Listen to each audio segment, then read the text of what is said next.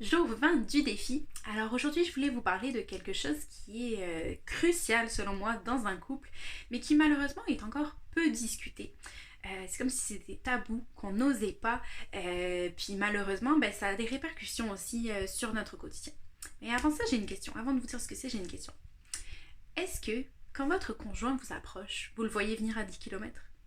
Est-ce que vous savez que quand il vous regarde comme ça, quand il vous approche de cette façon-là, quand il vous touche de cette façon, est-ce que vous savez, genre, comme ça, qu'il a le goût de faire l'amour?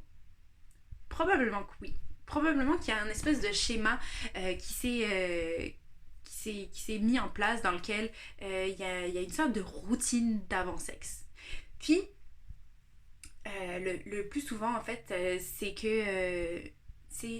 vu que t'es pas dans le mood, vu que t'as pas le goût, que tu te dis non, non, non, non, le sexe là, impossible, j'ai vraiment pas le goût, on repassera une autre fois, ben, qu'est-ce que ça fait? Ça fait que tout de suite votre corps va se raidir. Votre corps, à l'approche des premiers signes, ça peut être vraiment très tôt là, à l'approche des premiers signes que votre chum a envie, ben, vous d'un coup vous vous repliez comme une tortue dans sa carapace, vous avez pas le goût, et qu'est-ce que ça fait en fait? Ça fait que vous vous refusez aussi des gestes qui seraient moins sexuels, qui seraient simplement affectifs. Donc des fois, même un simple câlin, ça peut être refusé parce qu'on n'a pas le goût de donner de faux espoirs à notre chum. On n'a pas le goût de devoir se trouver plus d'excuses après, en fait, de devoir expliquer par la suite pourquoi on n'a pas le goût.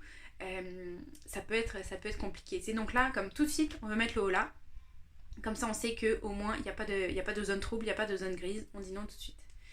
Puis, y a beaucoup de femmes aussi qui me disent que même un simple câlin en cuillère dans le lit, c'est quelque chose qu'elles ne font plus parce qu'elles ont trop peur qu'il y ait une érection du conjoint et qu'après, ils disent tu sais, mon Dieu, qu'est-ce que je fais avec ça, moi, maintenant? Comment je fais, là?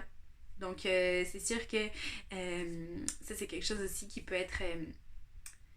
étant donné que l'homme a une réaction physiologique très nette et précise, visible aussi, ça c'est quelque chose qui peut restreindre les femmes dans l'affection qu'elles portent à leur conjoint.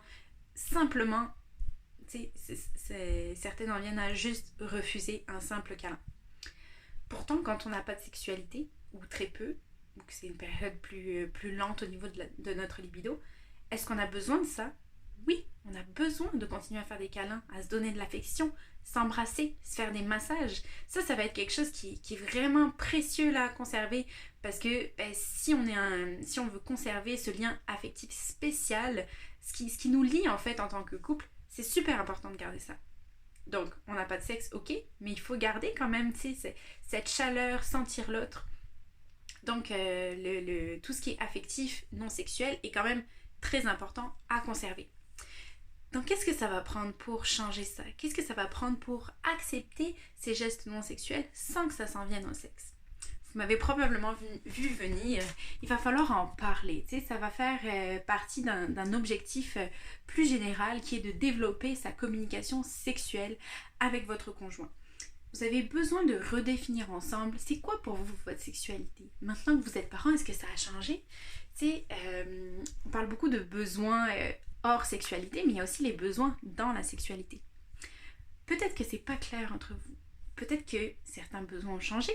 Peut-être qu'il y a des choses que vous n'avez jamais osé exprimer à l'autre. Donc, c'est le temps de commencer. C'est le temps de commencer si ça vous tente. Commencez à exprimer vos besoins. Ça peut être fait de façon très simple.